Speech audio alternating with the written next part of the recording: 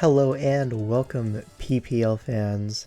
I'm your host, King L5, and I'm once again joined by Lux, and we're going to do power rankings for the middle of the season. They call them mid-season power rankings. Crazy, I know. All All right, right. so So, go ahead. starting us off at number 18, we have Seabad. Um, so Seabad has made some transactions to this team.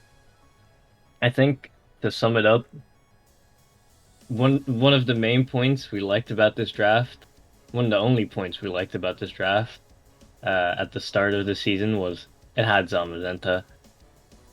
Long story short, there's no longer a Zamazenta. So, Um, it's quite unfortunate to see that. I think both of us agree that overall the team does not look nearly as strong without it. Um, Now having a Thunderous Therian and several other transactions that were made, like Ursulina Blood Moon and Suicune, for example. But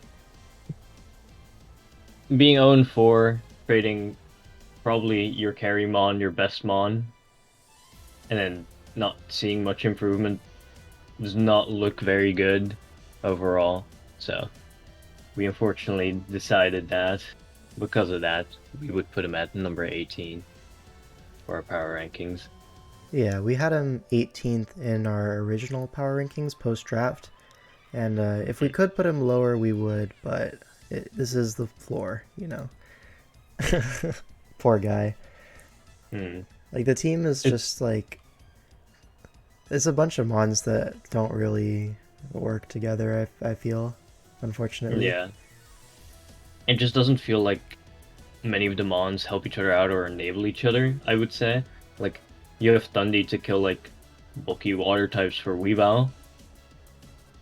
That's about it. Like, for the most part, it just feels like you have a few button clicker mons that all just want to click their own buttons. You don't have great ways to get those mons in other than another button clicker mon in Thundy and like Scream Tail with Baton Pass, I guess. But other than that, it's just like they all they're all just sit there, click one button mons, or sit there and do nothing mons in like Suicune and Scream Tail, which is not Yeah, great, I would say.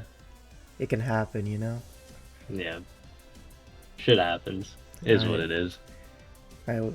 Let's move on to the number 17 pick. Now this is going to be Necro Steve with his Sun team with round one Torkoal. Now, Mm. originally he was a little bit higher. We dropped him down 3 spots since the post-draft power rankings, and that's mostly just because I kind of liked the team, not because it was good. I Yeah. just like I liked it, so I kind of put it a little bit higher than it maybe deserved. And L5 now, personal bias goes crazy. yeah, now I've been humbled a little bit, and yeah, he's 1-3, and yeah, it's pretty easy to see why if you look at his team. Yeah. I do It's think the team looks very fun, but oh yeah, for sure. several weathers on one team is just not a very consistent strategy, unfortunately. Yeah, not everyone can really pull that off. Yeah. uh, let's see.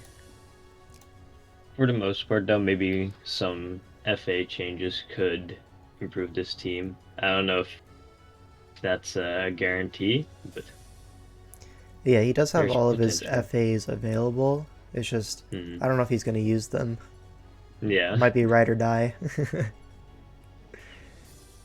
Yeah. I think maybe if you went more in on one specific weather, like take Sun for example, you just pick up more Protomons, pick up like another Chlorophyllmon, maybe you can find more consistency in that, but I don't know. It's tough with this type of team. Yeah, for sure.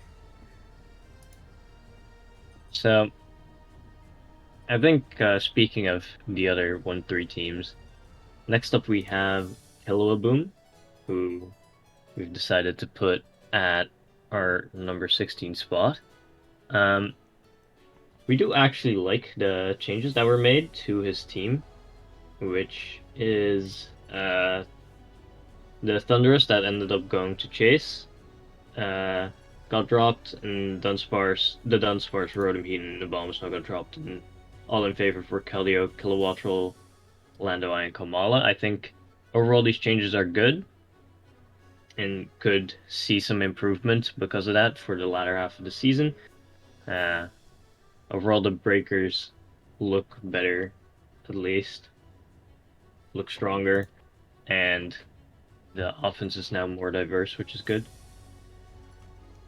Yeah, I'm kind of low-key a fan of the double water core being Keldeo Mm, and Primarina, because a lot of times Primarina is going to be more so like a one-for-one trade. It does have the bulk and typing, but it doesn't have the speed. So it's always going to be taking a hit and then yeah. dishing out a big hit back.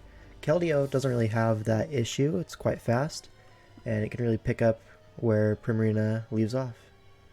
Yeah, I think something else is that Keldeo adds nice priority to this team with Vacuum Wave, which is good. And I think another issue with Prim this gen specifically is a lot of like top mons like Chiyu, like Latios, for example.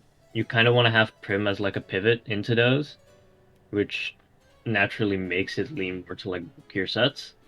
So having another water, which I think is a pretty strong type in this meta, is good for that to be able to still put on that pressure with it. Yeah, for sure. All right, let's move on to number 15, which is going to be Ellie. Now, this Mm, is our biggest loser. So, in the post mm, draft power rankings, she was actually fourth. Wow, yeah, how the mighty have fallen. Yeah, a 0-4 record will do that to you, unfortunately. yeah, Um, yeah, still not like completely at the bottom, just due to respect for Polt and Iron Hands, you know? yeah, I think the draft is still like pretty reasonably good. It's just you gotta get the yeah. dubs. Yeah, I'd say the potential is there for the draft, and also for some of the like sets in play that have happened. I think the potential is there. Just needs to align together to actually see result. Yeah, but there were some small free agency trades. The Alolan Ninetales that was like one of the main like parts that we critiqued Yeah. in the other like early power rankings. That's gone, and in its place is Delphox, Granbull, and Grotle. Mm. So Granbull, I'm actually a pretty big fan of, just overall. I like them on. Then Yeah. Delphox, we've seen like overperform. I feel like in a lot of Yeah. leagues, so it's probably a good change. Mm. And hopefully, she can start putting some W's on the board. Cause oh my god, Yeah. It's looking rough. yeah. Um, After that, we have Don Fanatic, who I'd say dropped quite a bit as well, down 6 from our initial power rankings. Now, I think this is pretty safe evidence with this team being lower than the other one, but this is definitely the worst Urshifu. So, unfortunately, he fell into the trap of drafting Dark Urshifu over the water one, proving or seeing firsthand rather that it is worse. Um, And we saw that especially in the head-to-head Urshifu matchup. Especially in the head-to-head. Yep. If you Now, didn't watch that one, definitely check it out. It's worth a watch yeah. for sure. Hmm. Now, I will say, I think an issue with this team is that similar to um, the Chase's team, I'd say there is a lot of like button clickers, like Urshifu, like Vexcurum is a big button clicker. You have Iron Moth as well. They do have some set variety, obviously, but they mainly just want to come in, click their button, get out, come in, click their button, get out. Obviously, there's not a lot of mons to enable that, in my opinion. Like you do have your one hazard setter in Gastrodon mainly. Like you have Kleavor hazards, which Kleavor's kind of meh. You won't consistently set them. So you have Gastrodon to set them, which is okay, and then you have Corviknight to get your mons in, but that's not like consistent or like several options that you can have. Like if you want to get your mons in, you have to do a Corviknight, which is very unfortunate to see. Yeah, it can happen. One of the things mainly keeping this draft like in the running are the mon quality is actually quite high. Like all of these mons can actually do stuff aside from Corviknight, of course. I think Corviknight is big garbage, but the other mons I at least have some respect for. That's fair. Yeah, I think the one thing Corviknight can do, which can sometimes be useful, is click slow U-turn. Yep. That's all it can do now. Shout out. Shout out to Corviknight. Alright, I think we can move on to the better Urshifu. Onesie has shot up the power rankings. Actually started off tied with Seabad in our aggregate ranking for last. And now is up 4 places. Basically, Rain is so back. Our Chaladon is a bit better than we expected. And what else? Let's see. So the team, there was a little bit of free agencies. Main pickup being Oricorio, with the ability to hit Hurricane in the rain. This is always good, especially because flying resists in this gen are like generally not that great. So having Zapdos plus Oricorio potentially could be great. Plus Talonflame, you have a bird spam core there. So, I think the bird spam route is very it's good potential. I do still wish there was more to enable this Omnipon, because I feel like the rain is still limiting it, which is unfortunate, but having it go so hard on rain while having Omni Ogrepon still just limits what that mon can do. Because you just, for the most part, you're essentially what's it called?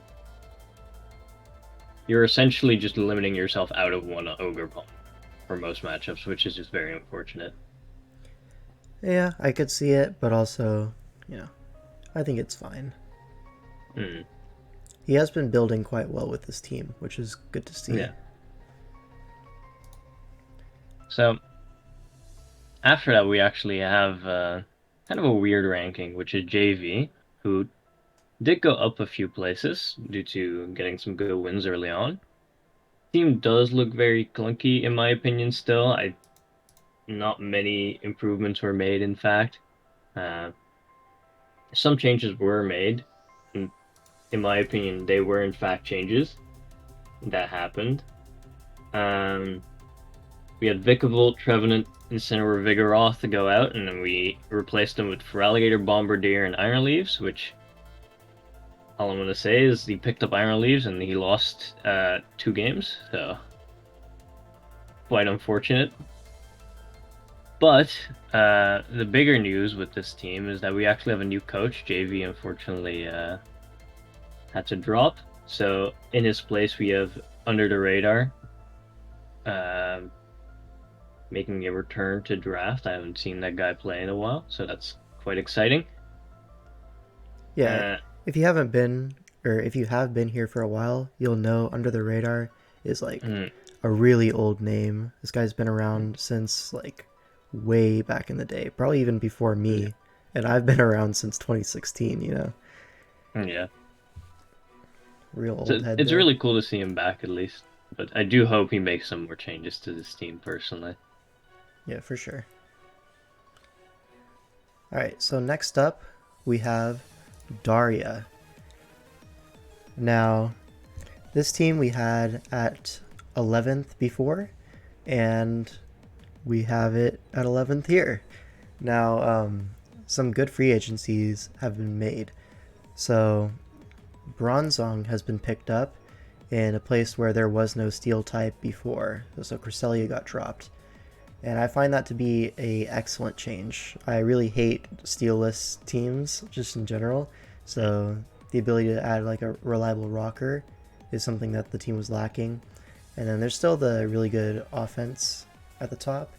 And now you have a excellent defensive core, very fat mons. Sylveon Wish into Bronzong is that's been done for like years. Like, Yeah. yeah, overall, I think the team is about the same, a Yeah, little I bit think better. yeah, I think it kept a lot of its strengths. Bronzong over Cresselia just feels like a good improvement. Now also gives us slightly more reliable hazards, like you mentioned. So, as I Yep. said, changes look good. Hopefully, we see improvement uh, because of that. So, next up after Daria, we actually have Doctor Slacking, which is one of our which is our other biggest loser, dropping down 7 spots. Not quite as low as Ellie, but that's still quite a large bit, seeing as we rated him at number 3 uh, after draft. So So what he happened? practically has a new team. uh, uh, Thanos snapped, and most of these mons unfortunately vaporized with a very generally bulky set of mons coming as the new Avengers for this team. So it kept the main core of Darkrai, Jirachi, Torn, and Azu, and then, as I said, picked up like a bulkier core of like Hydrappa, Overqwil, Skeledirge, and some other filler mons, I would say, which I'm not sure if I like more, because I actually quite liked the more offensive approach with like Quillfish Spike Stack and like Baxcalibur on it. So, team feels Yeah, like it's taking step back and going to like a slower pace. I definitely agree. I liked it before, and now it's a little Yeah, bit more sus. But yeah, I would definitely agree. maybe it's more to his liking. I don't know. Yeah, maybe he's more It's of all that really a Theodore matters. Mani. Shout out. Shout out. All right. All right, let's move on to Gray. Hmm. Gravy. So this guy kind of moved down 4 spots from where we had him before. So we actually ranked him quite highly. And the reason is there's a lot of free agencies. Um, it's basically a brand new team. Like, honestly, a brand new team. Hmm. And a lot of these mons that were traded are mostly irrelevant, I'd say. The big additions that you have to actually watch out for are Como and Amoonguss. Now, these 2 mons are actually pretty good because they do tend to force very specific prep for them, which is nice, especially when you have other stuff to also force prep, like the King Gambit is going to force fighting coverage and maybe Encores. Necrozma as well is like you have to bring your dark type, and then Como can kind of set up on those. Stuff like that. I feel like the synergies are there.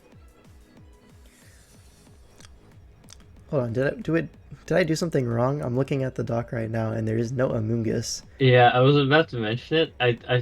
Did he drop it again, or? I think he picked it up and then dropped it. Oh, okay, unlucky. Well, Yeah. that being said, the Como does fit this team quite well.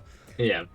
I Um, think another thing that the Kamo can help with is Kamo and Blaze can probably, or well, not probably, but do share quite a few checks, I'd say. So Kamo breaks the checks or Blaze can break the checks, and then the other can have better win potential thanks to that, which is also quite a nice synergy. yeah, and then the reason he dropped, we kind of expected a little bit better than an Mm, average 2-2 record. Now that being said, it's yeah, only 4 games, so he can go up, he can go down. It's very up yeah, in the air. But some people they have overperformed, so we need to put them higher up, and unfortunately that means Gray has to slot mm, down a little bit. Is what it is. yes. Someone who did not overperform and actually performed pretty much to our expectations, however, is Shroom, who made some minor changes in terms of the draft, but overall, the team looks still very much so similar to what it was before.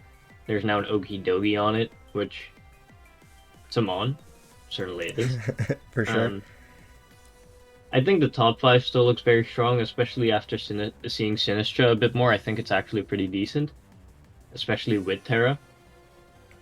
So I think overall, This team is probably still solid, but it is very reliant still on the top five, I would say.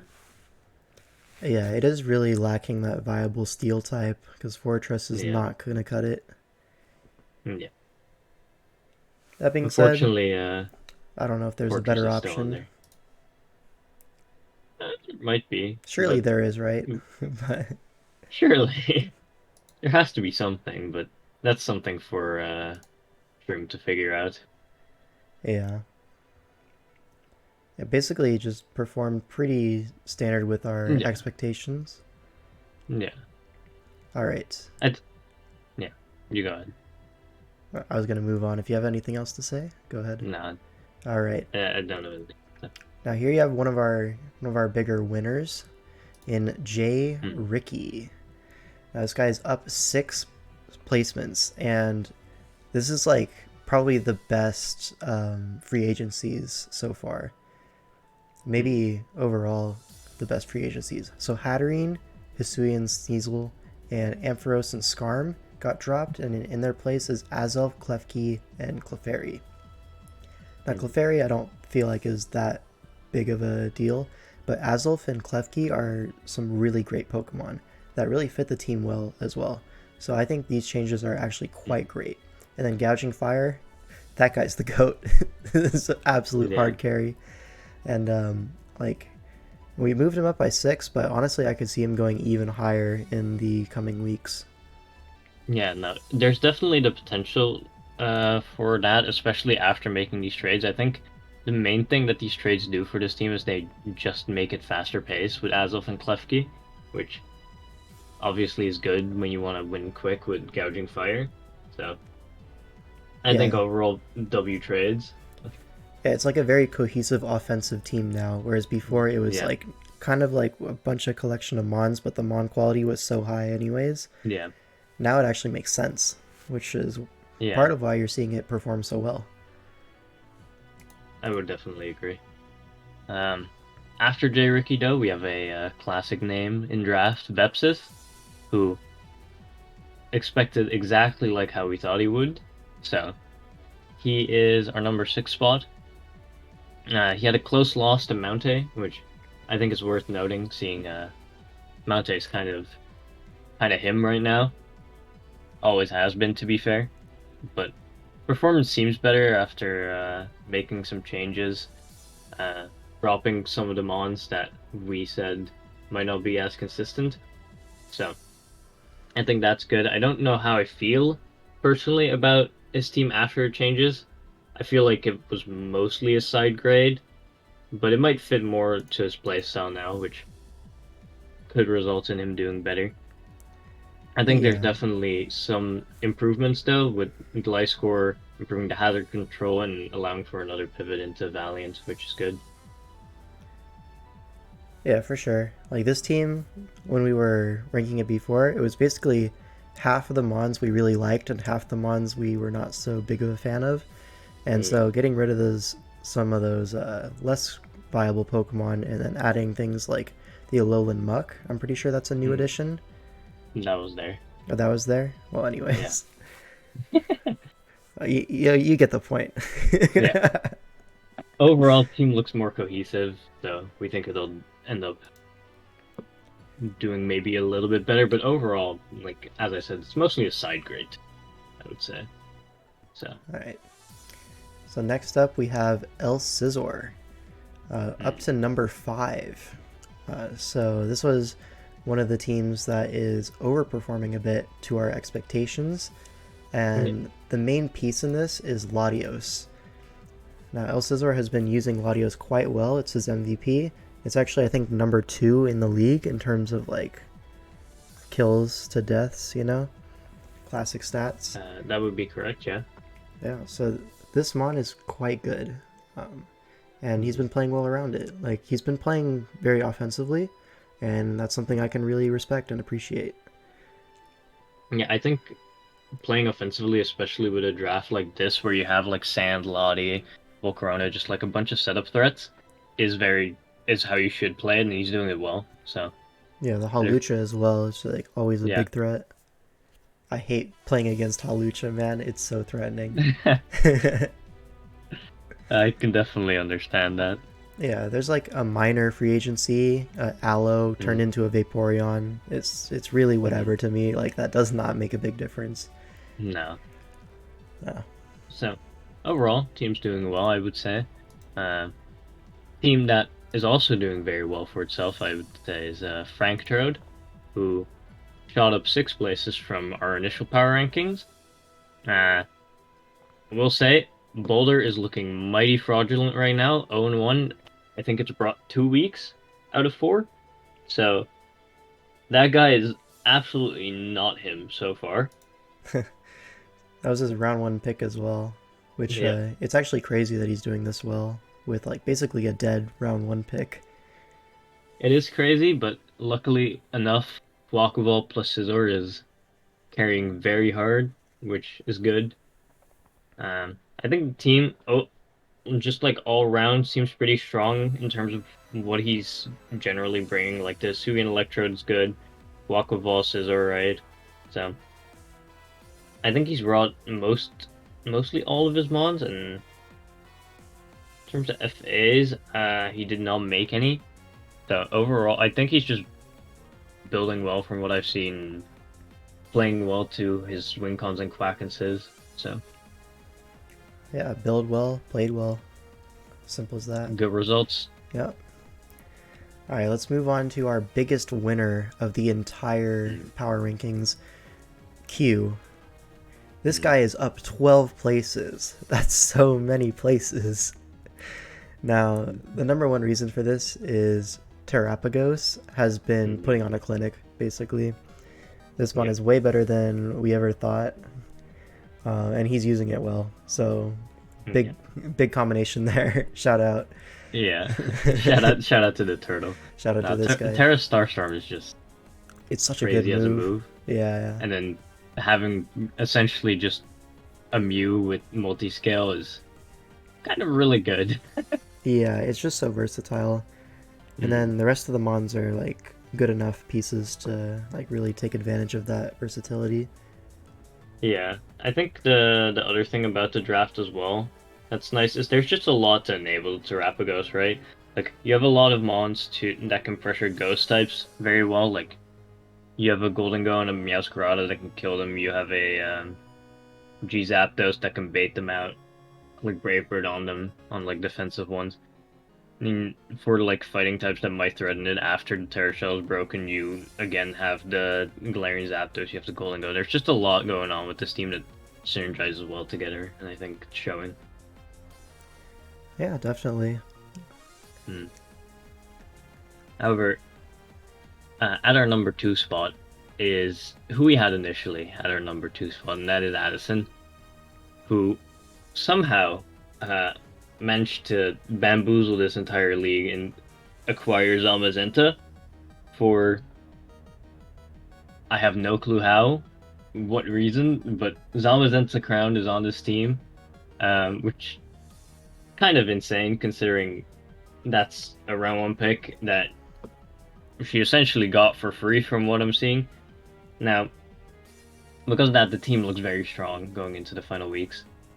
She does have some strong opponents to face, which is like the only worry I would say, because she's playing like Mountain.